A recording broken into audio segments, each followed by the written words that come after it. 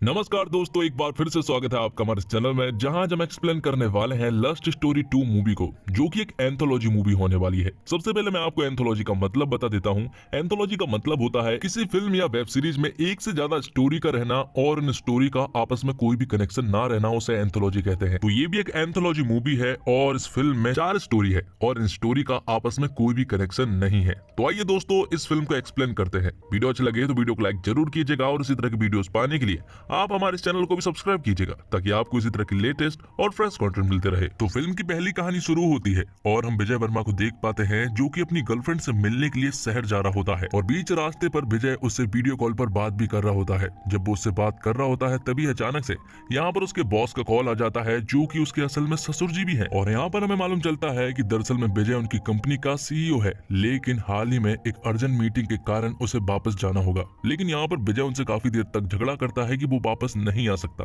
लेकिन बाद में उसे जाना ही पड़ता है। लेकिन पहले वो अपनी बीबी से बात करता है और उसकी बीबी भी उसी ऑफिस में काम करती है और वो भी इस मीटिंग में जाने वाली है। और यहाँ हमें पता चलता है कि विजय दरअसल में शादीशुदा है और उसके 2 बच्चे भी है। लेकिन यहाँ पर जब वो निशा से बात कर रहा होता है तभी अचानक से उसकी कार बहक जाती है और उसका एक जोरदार एक्सीडेंट हो जाता है। पर इस एक्सीडेंट में विजय को तो कुछ भी नहीं हुआ था, लेकिन उसकी कार पूरी तरह से तबाह हो चुकी थी। तो अब विजय को इस कार को जल्द से जल्द रिपेयर करवाना होगा, क्योंकि उसे ऑफिस की अर्जेंट मीटिंग में जाना है। लेकिन यहाँ पर मोबाइल में नेटवर्क भी नहीं थे, इसलिए वो एक साइकिल वाले से मदद लेता है और वो उसे मैकेनिक के पास छोड़ देता है। यहाँ पर विजय सबसे पहले मैकेनिक के पास पहुंचकर अपनी कार का पता बताता है और यहाँ पर वो कॉल पर बात करना चाहता था, लेकिन जो टेलीफोन लगा हुआ था वो 2 महीने से डेड है। तब यहाँ पर विजय कॉफी पीने के लिए कॉफी शॉप पर जाता है, जहाँ पर एक कम्युनिटी सेंटर में सॉन्ग की आवाज आ रही थी। जैसे ही वो उस कम्युनिटी सेंटर के अंदर पहुंचता है तो वो यहाँ पर एक टीचर को देख पाता है, जो कि सभी को सॉन्ग सिखा रही होती है। और यहाँ पर हमें मालूम चलता है कि इस लड़की का नाम दरअसल में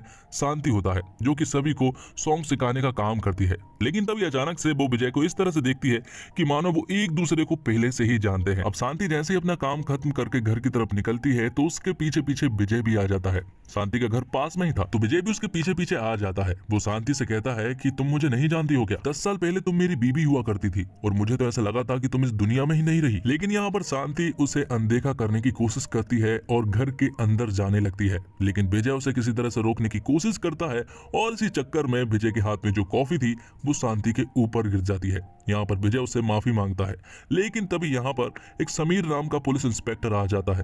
यहाँ पर इंस्पेक्टर को ऐसा लगा था कि शायद विजय उसे परेशान कर रहा है। तब वो पुलिस इंस्पेक्टर शांति से पूछने लगता है कि क्या ये आदमी तुम्हें परेशान कर रहा है? जिस पर कि शांति पुलिस इंस्पेक्टर से कहती है कि मैं इस आदमी को पहले से ही जानती हूँ, इसलिए ये मुझे परेशान नहीं कर रहा था। शांति यहाँ पर विजय से काफी देर से कह रही थी कि वो यहाँ से चला जाए और यहाँ पर इंस्पेक्टर भी विजय से यही बात कह रहा था कि उसका यहाँ पर रहना ठीक नहीं होगा, उसे यहाँ से चले जाना चाहिए। अब शांति विजय को अपने घर के अंदर ले आती है। घर के अंदर दोनों बात करते हैं, जहाँ पर कि विजय जानना चाह रहा था कि आखिर शांति इन 10 सालों में कहाँ थी। शांति फिलहाल तो यहाँ पर विजय को कुछ भी नहीं बताना चाहती थी, क्योंकि इन 10 सालों में उसने बहुत कुछ झेला है। पर फिर भी वो कहती है कि वो नहाने जा रही है और वो नहा कर आने के बाद बात करेगी। जब यहाँ पर शांति नहा रही होती है तो विजय उसे चुपचाप से देख रहा होता है और ये कहीं ना कहीं शांति ने भी नोटिस कर लिया था कि विजय उसे चुपचाप नहाते हुए देख रहा है। जिसके बाद वो बाहर आती है और बाहर आने के बाद यहाँ पर शांति उसे सब कुछ बताना शुरू कर देती है। वो उससे कहती है कि वो नर्सिंग होम में थी और वो प्रेग्नेंट थी। जब वो घर की तरफ वापस आ रही थी तभी अचानक से उसे एक आदमी मिला,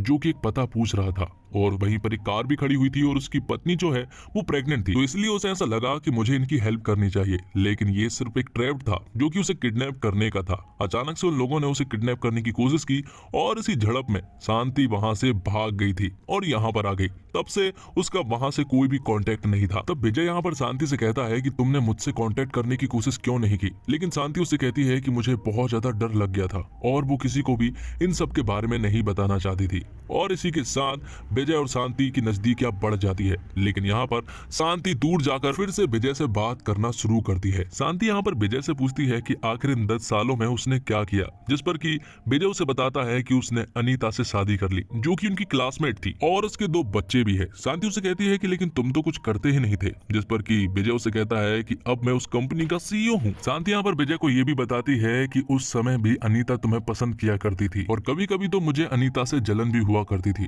लेकिन तभी अचानक से शांति को ये याद आता है कि उसे ऐसा लगता है कि ये जो अटैक करवाया था उसके ऊपर वो कहीं ना कहीं अनीता ने ही करवाया था, क्योंकि मैं प्रेग्नेंट हूँ इसके बारे में किसी को भी नहीं मालूम था। और जब वो एक बार टेस्ट किट से चेक करने के लिए गई थी तो वो प्रेग्नेंट पाई गई थी। जैसे ही वो बाथरूम से बाहर आती है तो उसने अपनी टेस्ट किट बाथरूम में ही छोड़ दी थी और उस टेस्ट किट को अनीता ने देख लिया था। तो उसे ऐसा ही लग रहा है कि ये सब कुछ अनीता का फैलाया हुआ जाल है ताकि वो मुझे इस रास्ते से हटा सके और तुम्हारी जिंदगी में वो एंटर हो सके। अब ये सारी बातें सुनने के बाद विजय को भी कहीं ना कहीं ऐसा लगने लगता है कि यहाँ पर शांति जो है वो सच कह रही है। तब उन दोनों के बीच में माहौल बन जाता है और वो दोनों इंटीमेट हो जाते हैं। यहाँ पर शांति उससे कहती है कि क्या मैं फिर से प्रेग्नेंट हो जाऊंगी, जिस पर कि विजय उससे कहता है कि ट्रस्ट मी तुम नहीं होगी, अगर हो भी जाओ तो रेड ब्लू से चेक कर लेना। लेकिन तभी यहाँ पर शांति को याद आता है कि रेड ब्लू की टेस्ट किट के बारे में तुम्हें कैसे पता, क्योंकि रेड ब्लू टेस्ट किट जो है वो उसकी फ्रेंड ने कनाडा से लेकर आई थी जो कि अब बंद हो चुकी है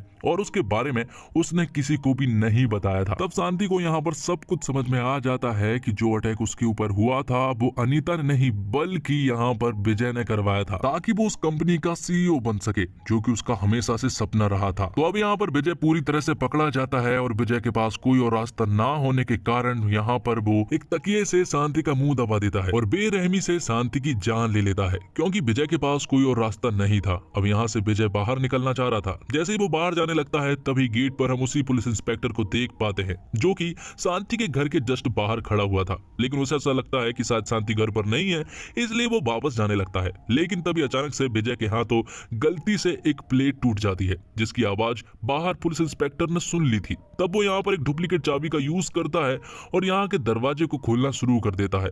और यहाँ पर अब विजय पूरी तरह से घबरा जाता है क्योंकि पुलिस इंस्पेक्टर अंदर आने वाला था। अब विजय के पास कोई और रास्ता नहीं था, इसलिए वो खिड़कियों को फांद कर यहाँ से भागना शुरू करता है। दौड़ते दौड़ते वो एक ऐसी जगह पर पहुंच जाता है जहाँ पर कि वो देखता है कि एक कार का एक्सीडेंट हुआ है और उसमें एक आदमी को बेरहमी से चोट भी लगी है। दो लोग उसे बाहर निकालते हैं और उसे जमीन पर लेटाते हैं। जैसे ही यहाँ पर विजय उसे देखता है तो वो पूरी तरह से हैरान रह जाता है क्योंकि वो आदमी कोई और नहीं बल्कि विजय ही है। इसका मतलब ये हुआ कि विजय पहले ही मारा जा चुका था और शांति तो बस उसकी एक कपोर कल्पना थी, क्योंकि उसने शांति के साथ जो सब कुछ किया था वो उसे एक बार बस रिवाइंड करवाना था, उसे एहसास दिलवाना था कि ये सब कुछ उसी की गलती थी। लेकिन फिर भी विजय ने शांति को यहाँ पर यूज करने की कोशिश की थी, जबकि शांति एक स्पिरिट थी। और इसी के साथ शांति और विजय की स्टोरी यहीं पर समाप्त होती है। दूसरी कहानी शुरू होती है और दूसरी कहानी है अर्जुन और बेदा की। अर्जुन और बेदा ने अपनी फैमिली वालों को अपने प्यार के बारे में बता दिया है और वो शादी के लिए मान चुके हैं। शादी के लिए वो सभी लोग यहाँ पर डिस्कस कर रहे होते हैं। सभी लोग शादी के लिए बहुत ज्यादा खुश थे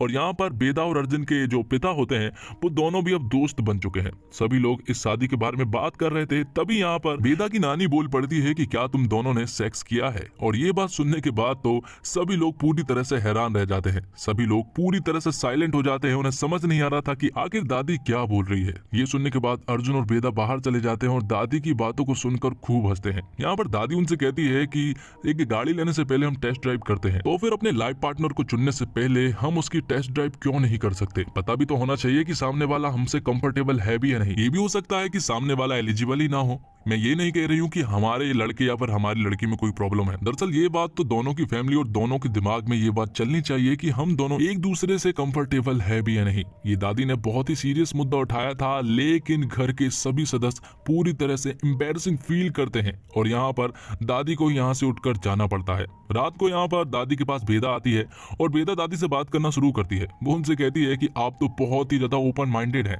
आपने सभी की बोलती बंद कर दी। यहाँ पर बेदा उनसे बहुत ही हंसी मजाक टाइप से बात कर रही थी, लेकिन दादी उससे कहती है कि ये बहुत ही सीरियस मुद्दा है। हम जिसके साथ जिंदगी बिताने वाले हैं उसके साथ ये सारे पल हमने किस तरह से बिताए हैं ये बहुत ही ज्यादा जरूरी हो जाता है। अब बेदा के पेरेंट्स अर्जुन के पेरेंट्स के पास कॉल करते हैं। उन्हें ऐसा लगता है कि शायद दादी की बातों को सुनकर उनके ऊपर गहरा प्रभाव पड़ा होगा, लेकिन उनके ऊपर कोई भी प्रभाव नहीं पड़ रहा था क्योंकि इन चीजों का कोई भी मतलब नहीं है, क्योंकि शादी के बाद तो ये सभी करते हैं, इसलिए ये उसे बहुत ही लाइट रूप में लेते हैं। लेकिन यहाँ पर अर्जुन और बेदा ने इसे सीरियस ले लिया था और वो एक रूम बुक करके दादी की बताई हुई चीज करने के लिए पहुंच जाते हैं। अब रात को बेदा के घर पर जब उसके मम्मी पापा घर लौटते हैं तो दादी उनका इंतजार कर रही थी। यहाँ पर दादी उनसे कहती है कि मैंने जो कहा था वो बिल्कुल सही कहा था, लेकिन बेदा के पापा उसे बहुत ज्यादा चिल्लाने लगते हैं। लेकिन तभी यहाँ पर दादी उनसे कहती है कि एक बार अपने रिश्ते को भी देख लेना, क्योंकि वो उनकी बहुरानी को देखकर समझ गई थी कि वो अपने पति से पूरी तरह से सेटिस्फाइड नहीं है। अब अगले दिन बेदा दादी से मिलने के लिए पहुंच जाती है और वो उन्हें बताती है कि हम दोनों ने वो सब कुछ कर लिया है और वो काफी अच्छा था। वैसे ज्यादा अच्छा तो नहीं था क्योंकि ये फर्स्ट टाइम था और वो काफी ज्यादा नर्वस भी थे, इसलिए वो लोग फिर से कई बार होटल रूम बुक करते हैं और वहां पर वो कई बार इंटीमेट होते हैं। अब अगले दिन वो पहुंच जाते हैं फिर से दादी के पास। दादी से वो कहते हैं कि अब हमारे बीच में सब कुछ सही है। वो एक दूसरे के साथ अब पूरी लाइफ बिताने के लिए एकदम रेडी हैं क्योंकि उनके बीच में सब कुछ क्लियर है। और ये सुनने के बाद दादी को बहुत ही ज्यादा अच्छा लगा था और फिर कुछ दिनों के बाद उन दोनों की शादी हो जाती है और उनकी सुहागरात की सजावट जो है वो यहाँ पर अपनी मॉडर्न दादी करती है, जो कि बहुत ज्यादा खुश भी थी। और इसी के साथ सेकंड स्टोरी भी यहीं पर खत्म होती है। तो तीसरी कहानी है इशिता की, जो कि एक सिंगल वर्किंग वूमेन है जिसे माइग्रेन है, इसलिए वो मेडिसिन भी लेती है। उसे बस अपने काम से लेना देना होता है और किसी चीज से कोई भी लेना देना नहीं। और उसकी लाइफ में बहुत ही कम लोग हैं। एक मेड होती है जिसका नाम सीमा है और उसकी एक दोस्त समीरा है और ऑफिस के कुछ दोस्त है। अब काम खत्म करके जब इशिता अपने घर पहुंचती है तो वो समीरा से बात कर रही थी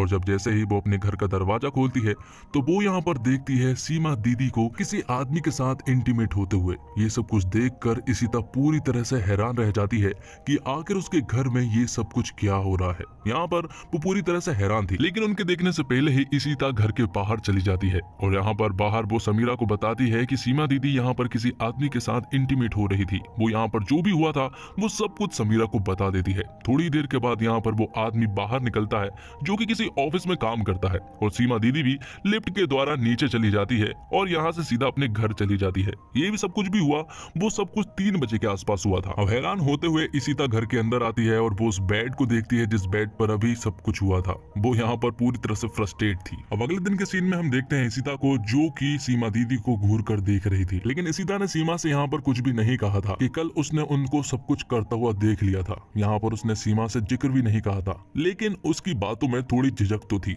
अगले दिन फिर से 3 बजते हैं और 3 बजते ही यहाँ पर इशिता फिर से अपने घर के अंदर आ जाती है, जहाँ पर कि वो आदमी फिर से उसकी मेड सीमा के साथ इंटीमेट हो रहा था। यहाँ पर फिर से इशिता उन्हें देखकर पूरी तरह से खो जाती है। उसकी लाइफ में ये सब कुछ कभी भी नहीं हुआ था, इसलिए यहाँ पर वो उन्हें देखकर एंजॉय कर रही थी। दिन धीरे धीरे बढ़ते जाते हैं और इसी तरह से 3 बजे का टाइम मिलाते हुए इशिता उन्हें एंजॉय करते हुए देखने लगती है। और आगे में मालूम चलता है कि दरअसल सीमा के घर पर पर्सनल स्पेस ना होने के कारण उन्हें ये सारे काम इशिता के घर पर करने पड़ते हैं। उनका घर में सिर्फ एक कमरा होता है और उसी कमरे में उनकी पूरी की पूरी फैमिली रहती है। यहाँ पर आगे चलकर हम देखते हैं कि 3 बजते ही इशिता रोज टाइम मिलाने लगी थी और उन्हें देखकर वो एंजॉय भी करने लगी थी। लेकिन एक दिन इशिता के घर पर सीमा और उसका पति इशिता के घर पर ही था। सीमा ने आते हुए इशिता को देख लिया था, इसलिए वो तुरंत ही अपने पति के पास कॉल लगाती है, लेकिन उसका मोबाइल इशिता के घर पर ही रखा हुआ था और उसका पति भी उसी के कमरे में था। अब सीमा को यह समझ नहीं आ रहा था कि आखिर अब वो क्या करे, लेकिन तभी उसे ये समझ आता है कि यहाँ पर इशिता उन्हें चोरी छुपे देखने की कोशिश कर रही है,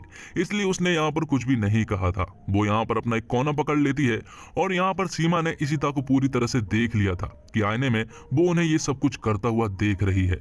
ऑफिस में भी 3 बजते ही वो कोई भी बहाना बना देती है। वो यहाँ पर बहाना बनाती है कि माइग्रेन की थेरेपी लेने के लिए जाना है, जबकि उसे तो 3 बजे का टाइम मिलाना है। और इसी तरह 3 बजते ही वो पहुंच जाती है अपने घर पर, पॉपकॉर्न लेकर कोना पकड़ लेती है और पिक्चर देखना शुरू कर देती है। इसी तरह से कई दिन बीतते हैं, लेकिन एक दिन अचानक से वो दोनों इसके सामने आ जाते हैं क्योंकि इशिता ने उन्हें देख नहीं पाई थी। यहाँ पर इशिता उन्हें चिल्लाने लगती है, लेकिन तभी सीमा भी चिल्लाने लगती है कि चोरी छुपे इस तरह से किसी कपल को इंटीमेट होते हुए देखना बहुत गलत बात है। उन दोनों के बीच में बहुत ज्यादा चिल्ला चोट होने लगती है क्योंकि यहाँ पर इशिता भी पकड़ी गई थी कि वो उन्हें चोरी छुपे देख रही थी, इसलिए इशिता उसे काम से निकाल देती है और अगले दिन किसी दूसरे मेड को हायर कर लेती है। आखिर वो मेड जानना चाह रही थी कि आखिर सीमा ने यहाँ से काम क्यों छोड़ा। सीमा ने कहीं और काम ढूंढ लिया था क्योंकि उसे भी काम की जरूरत थी। दूसरी तरफ सीमा के पति को सीमा ने ये बात नहीं बताई थी कि इशिता उन्हें चोरी छुपे देखती थी, इसलिए सीमा का पति जो है वो यहाँ पर सीमा के ऊपर बहुत ज्यादा गुस्सा करता है क्योंकि उसे ये सारी बातें बताना था, क्योंकि वो सब कुछ होता हुआ देख रही थी और हम ये सब कुछ किए जा रहे थे। एक दिन अचानक से सीमा सब्जी लेने के लिए जाती है तो यहाँ पर उसकी मुलाकात होती है इशिता से। इशिता भी यहाँ पर सब्जियां ले रही थी। इशिता यहाँ पर सीमा से कुछ बात करना चाहती थी। इशिता यहाँ पर सीमा से कहती है कि अगर तुमने मुझे देख लिया था कि मैं तुम्हें चोरी छुपे देख रही थी तो तुमने मुझसे कुछ कहा क्यों नहीं। तो यहाँ पर सीमा उनसे कहती है कि मैं क्या बोलती, मुझे तो मजा आ रहा था। जिसके बाद सीमा इशिता से कहती है कि क्या मैं कल से काम पे आ सकती हूँ। और यहाँ पर इशिता हाँ कर देती है और इसी के साथ तीसरी स्टोरी भी यहीं पर खत्म हो जाती है। तो अब इस एंथोलॉजी फिल्म की आखिरी स्टोरी शुरू होती है और ये कहानी है दिव्यानी की। दिव्यानी एक हाउसवाइफ है और घर का सारा काम संभालती है। वो एक बहुत बड़े राजघराने में रानी के रूप में है, लेकिन उसका पति जो राजा है जिनका नाम सूरज सिंह है और सभी लोग उन्हें माट साहब बुलाते हैं, और राजा जी हर रात दिव्यानी के साथ जानवरों की तरह बदसलूकी करते हैं। जिसके बाद हम देखते हैं सूरज सिंह और माट साहब को जो कि कंस्ट्रक्शन साइट पर जा रहे होते हैं। वो शराबी है और सारे उल्टे सीधे धुतकर्म भी करते हैं और वो गांव की किसी भी लड़की को नहीं छोड़ते हैं। अब क्योंकि उनकी हवेली है और वो एक राजा है, इसलिए गांव के कोई भी इंसान उनसे कुछ भी नहीं बोलता है। एक दिन जंगल में उसकी मेड उसे मिलती है, जबकि यहाँ पर उसका बेटा भी था जिसका नाम अंकुश है। अंकुश को वो अपने घर भेज देता है और वो अपनी मेड को जंगलों में ले जा लेता है और उसके साथ दुष्कर्म करता है। अब घर आने पर अंकुश ने अपनी माँ को ये सारी बातें नहीं बताई थी, लेकिन अपनी माँ को अपने पति की ये सारी हरकतें बहुत अच्छे से मालूम है। यहाँ पर हमें मालूम चलता है कि दरअसल अंकुश जो है वो आगे की पढ़ाई करने के लिए इंग्लैंड जाना चाहता है और वो अपनी माँ को भी अपने साथ ले जाना चाहता है, लेकिन यहाँ पर दिव्यानी को मालूम है कि उसका नसीब यहीं पर लिखा हुआ है, वो उसके साथ इंग्लैंड नहीं जा सकती। अब अगली रात फिर से सूरज सिंह आते हैं कमरे में शराब की हालत में और वो दिव्यानी के साथ फिर से जानवरों की तरह सलूक करते हैं। ऐसा बहुत बार हो चुका था। जिसके बाद हम देखते हैं कि दिव्यानी अपनी माँ के पास कॉल लगाती है। दरअसल में दिव्यानी की माँ का एक कोठा है, उसकी कोठा अभी ठीक ढंग से नहीं चल रहा होता है और उसकी माँ की तबीयत भी हमेशा खराब रहती है। यहाँ पर उसकी माँ उससे कहती है कि कोठे पर एक लड़की को बीमारी लग गई है और अब वो काम खराब कर रही है। जिसके बाद अगले दिन हम राजा जी को उठता हुआ देखते हैं और जैसे ही वो उठते हैं तो वो अपने सामने देखते हैं रेखा नाम की मेड को जो कि उनके घर पर काम करती है। दरअसल में रेखा नहीं है और वो आज उसका पहला दिन है, क्योंकि जो मेड उनके घर पर काम किया करती थी उसने काम छोड़ दिया है क्योंकि सूरज सिंह ने उसके साथ गलत किया था। जिसके बाद सूरज सिंह के साथ उनका बेटा अंकुश बात कर रहा था। वो उनसे कह रहा था कि मैं इंग्लैंड जाना चाहता हूँ आगे की पढ़ाई करने के लिए, लेकिन यहाँ पर उसके पिता उसके ऊपर बहुत जोर से गुस्सा कर देते हैं।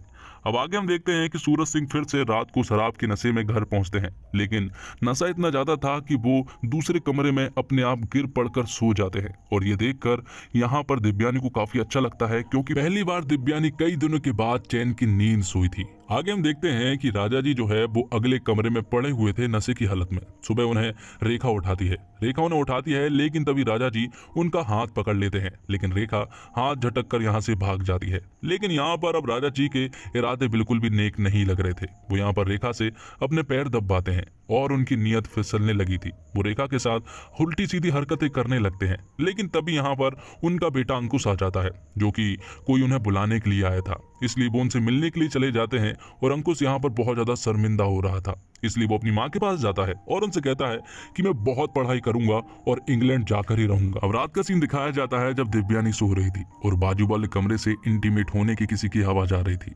यहाँ पर दिव्यानी पूरी तरह से समझ गई थी कि राजा जी और रेखा दोनों इंटीमेट हो रहे हैं और दिव्यानी बहुत ज्यादा खुश थी, क्योंकि उस खुशी का रीजन ये था कि दरअसल में दिव्यानी की माँ के कोठे पर जिस लड़की को बीमारी लगी थी वो कोई और नहीं बल्कि रेखा ही है। इसका मतलब कि ये बीमारी अब सूरज सिंह को भी लग जाएगी और इसी को सोचते हुए यहाँ पर दिव्यानी बहुत ज्यादा खुश हो रही थी। उसे कोई भी प्रॉब्लम नहीं थी, लेकिन तभी उसकी नजर पड़ती है बरामदे पर, जहाँ पर कि उसका पति मतलब कि सूरज सिंह नशे की हालत में गिरते पड़ते आ रहे थे, जिससे कि दिव्यानी को बहुत ज्यादा डर लग जाता है और वो समझ जाती है कि कमरे में सूरज सिंह नहीं बल्कि रेखा के साथ उसका बेटा अंकुश है। और इसी के साथ ये स्टोरी भी यहीं पर खत्म हो जाती है। तो दोस्तों, उम्मीद करता हूँ आपको ये वीडियो पसंद आई होगी। वीडियो पसंद आई हो तो वीडियो को लाइक जरूर कीजिएगा और इसी तरह की वीडियोस पाने के लिए आप हमारे इस चैनल को भी सब्सक्राइब कीजिएगा, ताकि आपको इसी तरह के लेटेस्ट और फ्रेश कंटेंट मिलते रहे। और इन चारों स्टोरी में से आपको सबसे अच्छी स्टोरी कौन सी लगी कमेंट्स बॉक्स में जरूर